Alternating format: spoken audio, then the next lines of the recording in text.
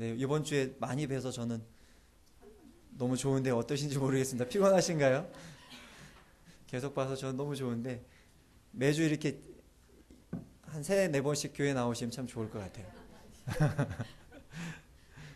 아, 지금 유명 성도님 기도해 주시는 그 말씀 구절 뒤에 하나님의 기뻐하시고 온전하신 뜻이 무엇인지 분별하도록 하라라는 그 말씀이, 이거 하나님의 말씀을 우리가 이렇게 분별해 봐야 되는구나, 이 하나님의 말씀을 가지고 연구를 해야 되는구나, 그렇게 생각하시면 안 되고요.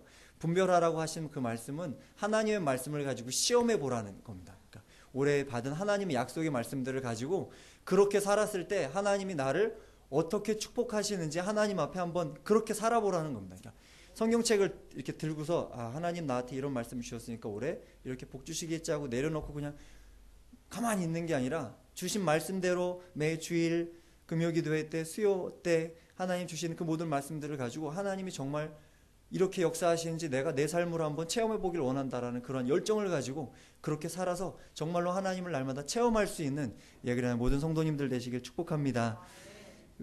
올해 그 약속의 말씀을 준비하면서 한 구절 한 구절 처음에는 137개 구절을 정리해서 만들었었습니다. 그리고 나중에 20구절을 더 추가했는데 쭉 보면서 공통적으로 나오는 말씀은 한 70%, 80% 이상의 말씀에 똑같이 들어가는 표현들이 무엇이 있냐면요, 하나님의 함께 하신다라는 그 축복이 모든 약속의 말씀 가운데 다 있습니다. 그러니까 하나님이 가장 원하시는 것, 하나님의 백성과 함께하는 것이 하나님이 가장 원하시는 것이고, 그 복을 받는 것이 우리 인생에서 가장 축복된 축복의 그 복을 받는 것이 되는 겁니다. 오늘 저희 이번 주에 읽었던 말씀 열왕기상 6장에서 10장까지 말씀은 솔로몬 인생의 절정기를 다루고 있습니다. 솔로몬에게 하나님이 지혜를 허락하셨고 듣는 마음을 주셨고 그것으로 말미암아서 이스라엘을 너무나도 훌륭하게 아름답게 잘 다스렸습니다. 모든 이스라엘 백성들은 하나님을 경외하는 것에 충성되이 하나님을 섬겼고, 하나님이 이스라엘 가운데 넘치도록 복을 주셔서 길바닥에 은이 굴러다녀도 그 은을 귀한 것으로 여기지 않는 그렇게 부강한 나라, 복받는 나라로 하나님이 이스라엘을 축복하셨습니다. 이렇게 축복된 이스라엘의 이 축복된 아름다운 모습은 하나님이 아브라함으로부터 시작해서 구원의 역사를 만드셨던 그 아브라함 작전이 끝나는 날이었습니다. 그리고 또한 출애굽 역사가 완성되는 시기가 6장부터 8장까지 이스라엘 역사 가운데 나타납니다. 하나님은 그 축복된 이스라엘, 하나님은 하나님과 함께하는 이스라엘에게 마지막으로 하나님이 함께 하신다라는 표징으로 하나님의 성전을 짓도록 허락하셨습니다. 하나님의 성전이 이스라엘의 예루살렘 가운데 있다라는 것은 무슨 의미냐면 하나님이 영원토록 이스라엘과 함께 하시겠다는 그 약속의 표시로 하나님의 성전을 허락해 주셨습니다. 그래서 하나님의 성전이 예루살렘에 완공이 되면 이스라엘 사람들만 성전에 나와서 하나님을 예배하는 것이 아니라 이스라엘, 복받은 이스라엘로 말미암아서 주변에 있는 모든 나라들이, 이 지구상에 거하는 모든 백성들이 예루살렘으로 찾아와서 그 거룩하신 하나님 앞에 그 아름다운 성전에서 하나님을 예배하고 하나님을 만나게 하시려고 하나님은 그 성전을 이스라엘 백성들 가운데 허락하셨습니다. 그래서 하나님이 원하시는 단 한 가지 소원은 이 세상의 모든 사람들이 하나님과 함께하는 것, 하나님을 만나는 것이 하나님의 유일한 소원이십니다. 2014년 예그리나에 있는 우리 모든 사랑하는 성도들이 하나님과 함께하는 그 놀라운 축복을 경험하길 소원합니다. 솔로몬이 지은 성전의 오늘날 의미는 교회입니다. 그리고 교회는 어떤 곳입니까? 예수 그리스도를 나의 구원자여 주님으로 고백한 사람, 또 그 고백한 사람들의 모임이 교회입니다. 그래서 오늘날 성전이 지어져 간다라는 단어를 쓴다면 그것은 믿음의 공동체, 예수 그리스도를 믿는 사람들의 그 공동체가 만들어져 간다라고 생각할 수가 있겠습니다. 네, 성전을 짓는데, 믿음의 공동체를 지어가는데 가장 중요한 것은 무엇입니까? 하나님이 함께 하시는 공동체가 되는 겁니다. 그러니까 성전을 아무리 아름답게 지어놓는다 할지라도, 이곳에 아무리 많은 사람들이 모여있다 할지라도 그 사람들이 하나님과 함께하는 사람들이 아니라면 그것은 그냥 사람들의 모임이고 사람들의 친목단체에 불과하게 됩니다. 그래서 하나님께서는 솔로몬 성전이 지어져가는 그 시작점부터 마치는 때까지, 마치고 난 이후까지 하나님은 이 약속을 반복해서 솔로몬에게 해주십니다. 저희가 6장 11절 말씀으로 한번 가보겠습니다.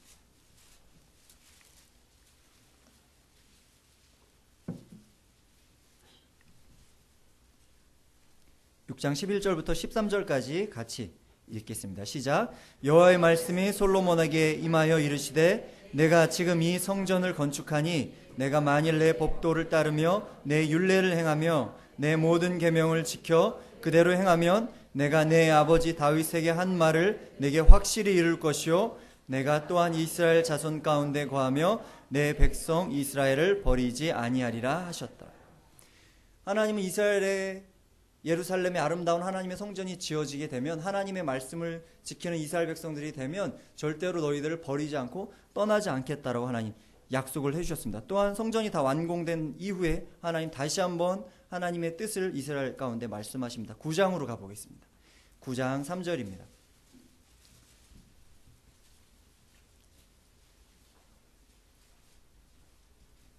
같이 한 목소리로 읽겠습니다. 시작. 여호와께서 그에게 이르시되 내 기도와 내가 내 앞에서 간구한 바를 내가 들었은즉 나는 내가 건축한 이 성전을 거룩하게 구별하여 내 이름을 영원히 그곳에 두며 내 눈길과 내 마음이 항상 거기 있으리. 하나님은 하나님의 백성들, 하나님을 믿는 사람들, 예수 그리스도를 믿는 사람들과 언제나 함께 하시겠다고, 눈과 마음이 그들을 떠나지 않으시겠다고 하나님 굳건하게 약속을 하셨습니다. 이 약속이 성전을 지어지는 그 시간부터 성전이 완공된 이후까지 언제나 하나님은 우리에게 이 약속을 해주시고 계십니다. 그리고 오늘 우리가 읽어본 말씀 8장에는 솔로몬이 이 성전을 완공하고 나서 하나님 앞에 성전을 드리는 봉헌식이 기록이 되어져 있습니다. 네, 이 봉헌식을 통해서 하나님이 함께 하시는 공동체에는 어떤 특징이 있는지, 하나님이 함께 하시는 공동체가 되기 위해서 우리가 가져야 하는 것은 무엇인지 8장 말씀을 통해서 저희가 같이 나누길 원합니다. 첫 번째로 우리가 하나님이 기뻐하시는, 하나님이 함께 하시는 공동체가 되기 위해서는 하나님의 말씀이 제 자리에 놓여져야만 합니다.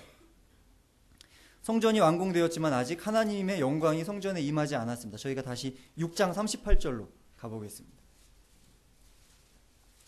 7년에 걸쳐서 성전이 완공됐는데, 완공되고 나서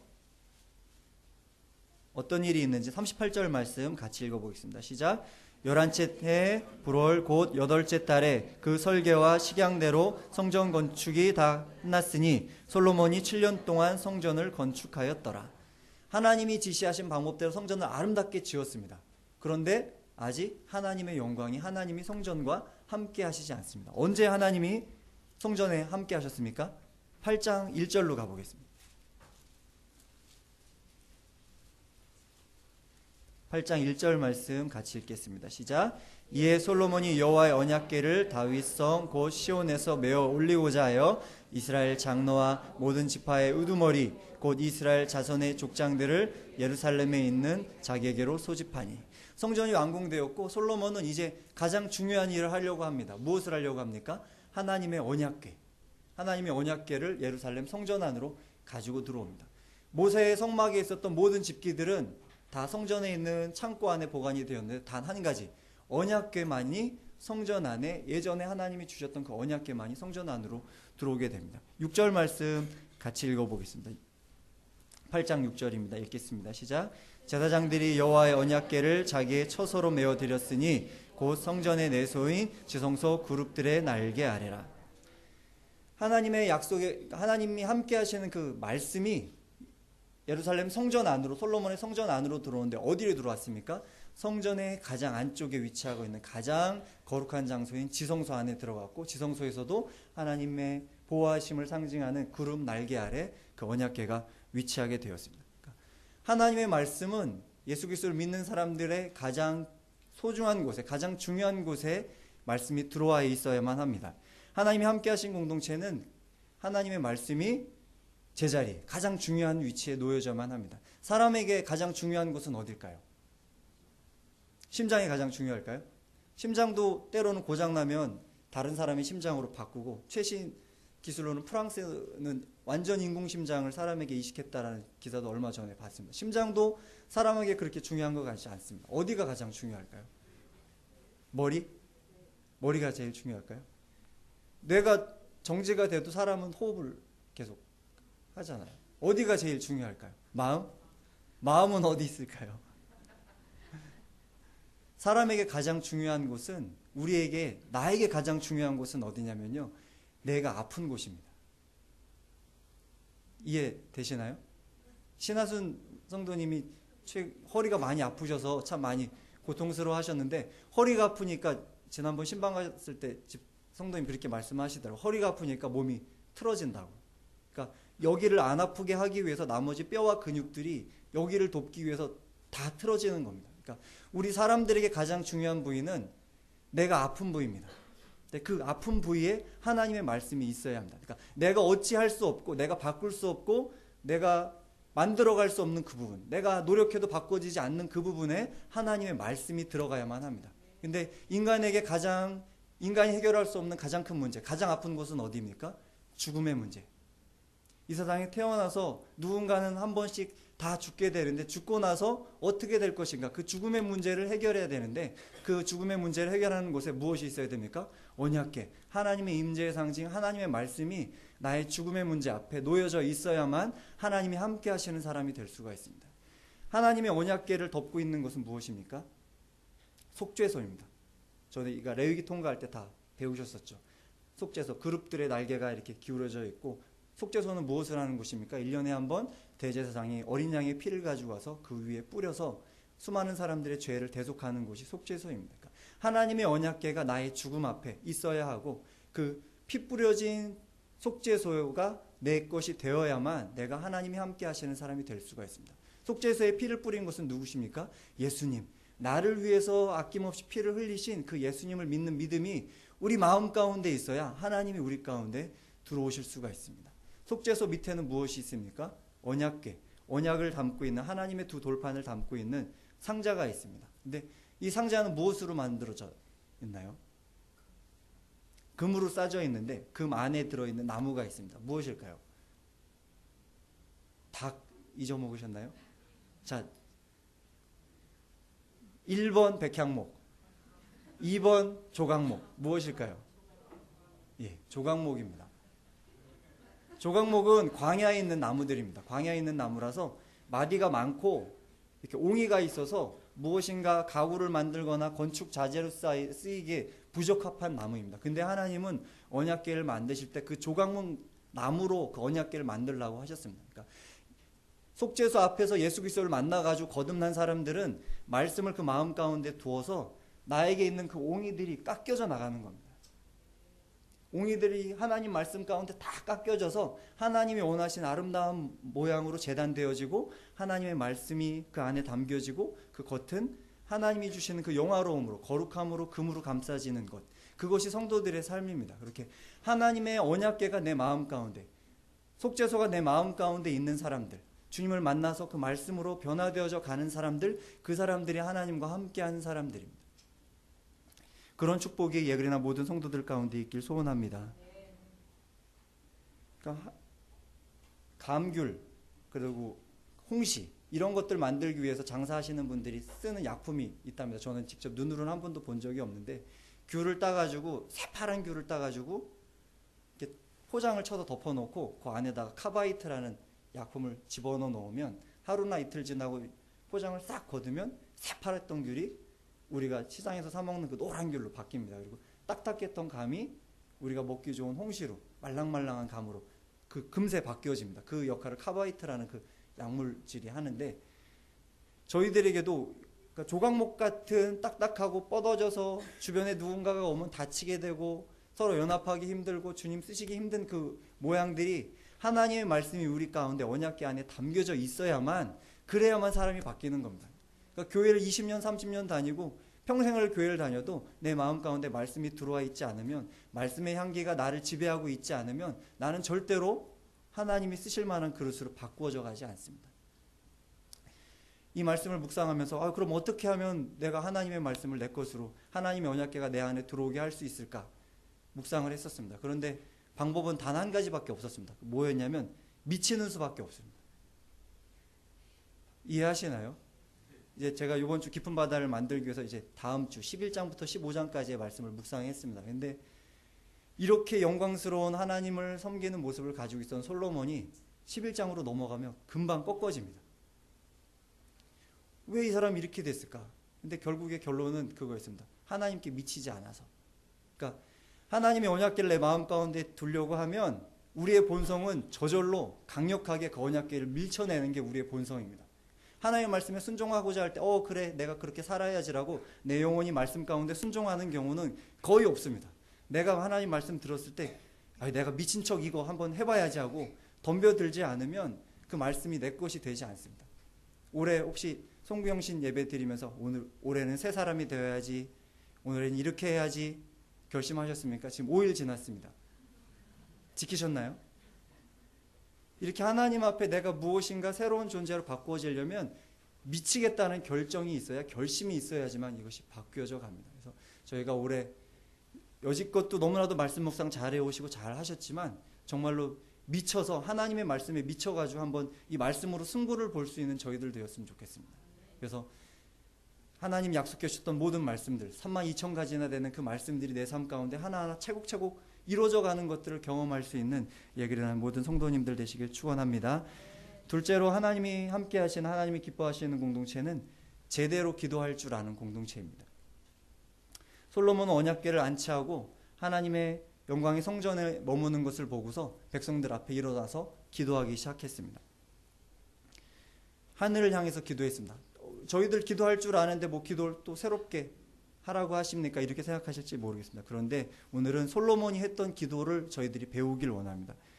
한번 같이 가볼까요? 8장 54절입니다.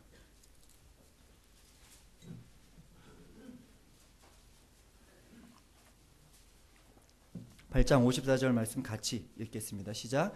솔로몬이 무릎을 꿇고 손을 펴서 하늘을 향하여 이 기도와 간구로 여호와께 아뢰기를 마치고 여호와의 제단 앞에서 일어나. 53절까지 솔로몬은 계속해서 기도를 합니다. 기도를 하는데 어떤 자세로 기도했습니까?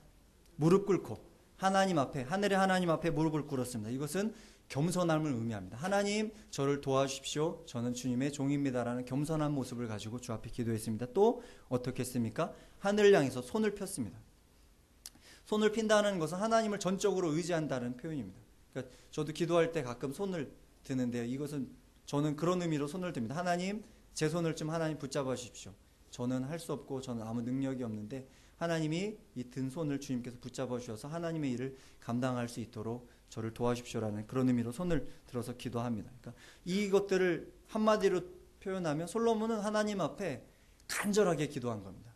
온 힘을 다해서, 온 마음을 다해서 간절하게 기도했습니다. 그리고 솔로몬은 누구에게 기도했습니까? 23절 말씀 같이 읽어보겠습니다. 앞으로 가서 8장 23절 말씀 읽어보겠습니다. 솔로몬은 누구에게 기도했을까? 23절 읽겠습니다. 시작. 이르되 이스라엘의 하나님 여호와여, 위로 하늘과 아래로 땅에 주와 같은 신이 없나이다. 주께서는 온 마음으로 주의 앞에서 행하는 종들에게 언약을 지키시고 은혜를 베푸시나이다. 우리가 기도할 때 우리의 초점은 누구에게 가 있어야 합니까? 하나님. 그러니까 저는 어렸을 때 어른들이 기도하실 때 하나님, 예수님 기도 시간에 계속 막 반복해서 나오거든요. 그래서 이게 누구한테 기도하는 건가? 예수님한테 기도하는 건가? 하나님께 기도하는 건가? 한참 고민을 했었습니다. 근데 보니까 기도를 들으시는 분은 하나님이시더라고요. 우리가 기도를 예수 그리스도의 권세를 힘입어서, 주님의 이름을 힘입어서 하나님께 간구하는 것입니다. 그래서 오늘도 살아 역사하시는 그 하나님, 말씀대로 이루시는 그 하나님께 우리가 기도합니다. 그리고 무엇을 가지고 기도했습니까? 26절 말씀 읽어보겠습니다. 26절입니다. 시작. 그런즉 이스라엘의 하나님 내 주는 주의 종 내 아버지 다윗에게 하신 말씀이 확실하게 하옵소서. 솔로몬은 하나님께 기도하는데 무엇을 가지고 합니까? 하나님이 약속하셨던 그 약속의 말씀들을 붙들고 기도합니다. 저희가 금요기도에 계속 기도하는 취지가 무엇입니까? 우리 생각으로 기도하는 건 아무 소용이 없다. 하나님이 주신 말씀을 근거해서 말씀에 힘입어서 기도하자. 그것이 옳은 방법이다. 그래서 금요기도회 때 말씀을 가지고 기도하는 것을 계속 진행하고 있습니다. 솔로몬처럼 저희는 하나님께, 언약을 지키시는 그 하나님께 말씀을 붙들고 기도할 수 있는 저희들 되었으면 좋겠습니다. 솔로몬이 가장 먼저 기도한 것은 무엇입니까? 그러면 하나님, 이렇게 솔로몬이 기도했는데 솔로몬이 복 달라고 기도했을까요? 솔로몬이 굉장히 많은 기도를 8장 안에 하는데 솔로몬의 기도를 한마디로 줄이면 이겁니다. 죄를 사하여 주십시오. 다른 기도 안 했습니다. 하나님, 이스라엘 백성들이 하나님을 떠나서 죄를 저질렀을 때 하나님, 이스라엘 백성들이 다시 하나님 앞으로 돌아올 수 있게 하시고 그들이 돌아왔을 때 그들의 죄를 사하여 주십시오라는 기도가 솔로몬의 첫 번째 기도였고 그것이 솔로몬에게 가장 중요한 기도였습니다. 저희들이 하나님 앞에 기도할 때 잊지 말아야 할 것 한 가지, 우리의 소원도 많고 이루어져야 할 것도 많지만 잊지 말아야 될 한 가지는 무엇입니까? 언제나 내가 하나님 앞에 바로 설 수 있게 주님 저를 도와주십시오. 제가 하나님께 죄를 지어서 죄가 나를 가로막고 있어서 내가 하나님께 나아가지 못하지는 않는지 하나님 저를 돌아보게 하시고, 그런 죄가 있다면 주님의 능력으로 이 죄를 사하여 주십시오. 저를 하나님 백성 삼아 주십시오라는 그 기도가 우리의 첫 번째 기도가 되어야만 합니다. 신년 기도회 때 사모님께서도 이런 말씀을 전해 주셨습니다. 우리가 기도해야 될 것, 나의 영혼을 주님의 말씀으로 주님의 은혜로 채워주는 것, 또 한 가지는 내 주변에 있는 사람들이 주님을 만나게 되는 것, 그것을 사모님이 말씀하셨는데, 저희들도 기도할 때 절대로 잊지 말아야 할 것, 내가 주님 앞에 날마다 서 있어야 하는 것, 내 가족들이 주님 앞에 서야 하는 것, 내 이웃들이 주님 앞에 설 수 있도록 그들을 위해 중보하는 그 기도가 우리의 첫 번째 기도가 되어야만 합니다. 이렇게 했을 때 하나님은 그들의 기도를 들으시고 그들 가운데 응답하시는 것을 저희가 알 수 있습니다. 한번 57절부터 60절 말씀을 읽어보겠습니다. 솔로몬이 기도한 모든 기도의 내용들을 압축하면 57절부터 60절 말씀으로 압축할 수 있습니다. 같이 한번 천천히 뜻을 생각하면서 읽어보겠습니다. 읽겠습니다. 여호와를 찬송할지로다. 그가 말씀하신 대로 그의 백성 이스라엘에게 태평을 주셨으니 그 종 모세를 통하여 물은 말씀하신 그 모든 좋은 약속이 하나도 이루어지지 아니함이 없도다. 우리 하나님 여호와께서 우리 조상들과 함께 계시던 것 같이 우리와 함께 계시옵고 우리를 떠나지 마시오며 버리지 마시옵고 우리의 마음을 주께로 향하여 그의 모든 길로 행하게 하시오며 우리 조상들에게 명령하신 계명과 법도와 율례를 지키게 하시기를 원하오며 여호와 앞에서 내가 간구한 이 말씀이 주야로 우리 하나님 여호와께 가까이 있게 하시옵고 또 주의 종의 일과 주의 백성 이스라엘을 날마다 필요한 대로 돌아보사 이에 세상 만민에게 여호와께서만 하나님이시고 그 외에는 없는 줄을 알게 하시기를 원하노라. 아멘. 솔로몬이 기도하는 것은 무엇입니까?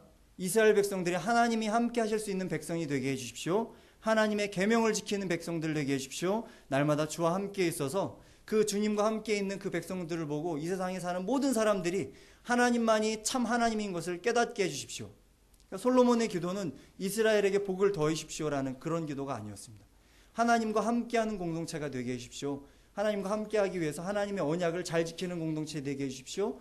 그래서 하나님이 함께하는 것을 보고 이 세상에 사는 모든 사람들이 이 예루살렘으로 몰려와서 그렇게 살아서 역사하신 하나님을 만나게 해주십시오. 이것이 우리의 소원입니다라고 솔로몬은 그렇게 간절하게 기도를 하고 있었습니다. 그래서 저희들도 2014년 살아갈 때 하나님이 받으시는 기도, 하나님이 기뻐하시는 기도, 그리고 하나님이 함께 하시는 기도를 드려서 그렇게 하나님이 예배하신 모든 복들을 받아 누릴 수 있는 저희 공동체가 되기를 소원합니다.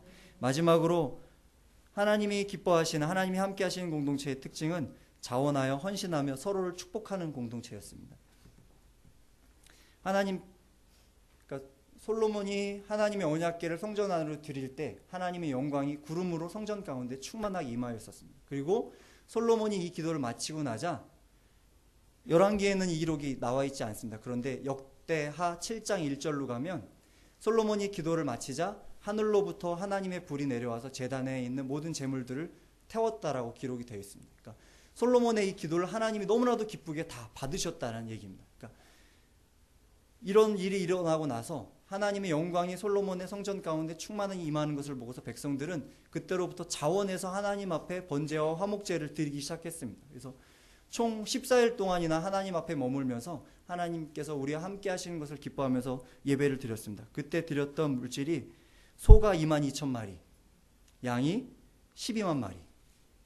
이스라엘 사는 아마 모든 백성들이 다 14일 동안 예루살렘 성전으로 나와서 하나님께 예배한 것 같습니다. 엄청난 물질을 하나님 앞에 드리면서 자원하여 헌신하여 하나님 앞에 예배했던 모습을 볼 수가 있습니다. 저희들이 하나님이 함께 하시는 공동체가 되기 위해서는 하나님이 이미 우리에게 놀라운 축복들을 허락하셨기 때문에 이제는 그것을 나만 가지고 있는 것이 아니라 주님을 위해서 기쁘게 즐겁게 헌신할 수 있는 저희들이 되었으면 좋겠습니다.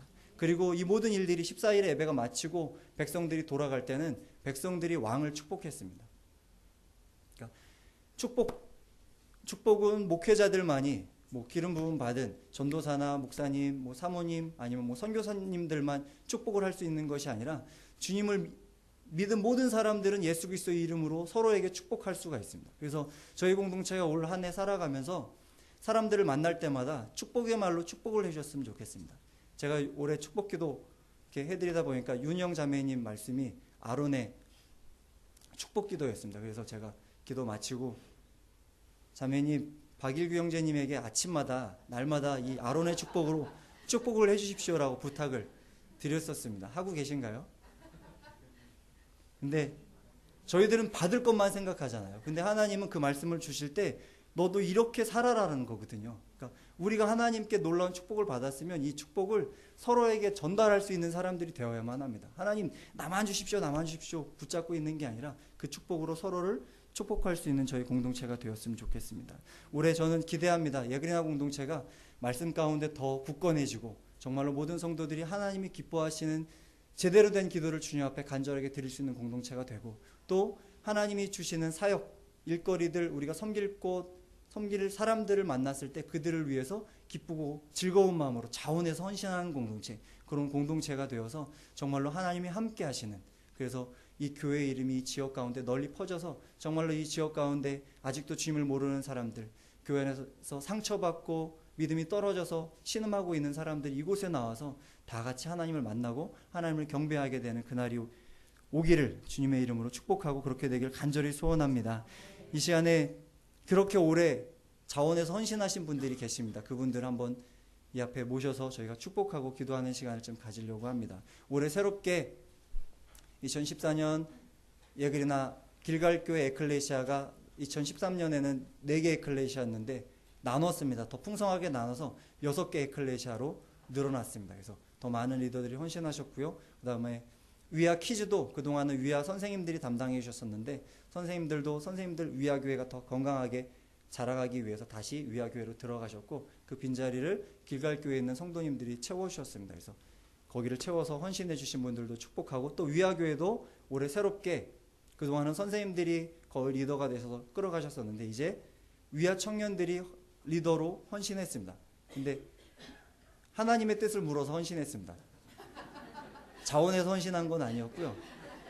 저희 집에서 밥 먹으면서 쪽지를 만들어가지고 하나님의 방법은 제비 뽑는 거다. 그래서 제비 뽑아가지고 2명의 리더를 세웠습니다. 그래서 이 2 리더가 올 한 해 너무나도 아름답게 헌신하실 것 같습니다. 그래서 이 시간에 저희 교회에서 준비한 임명장 드리고 우리 모든 성도님들이 이분들을 축복할 수 있는 시간을 가지려고 합니다.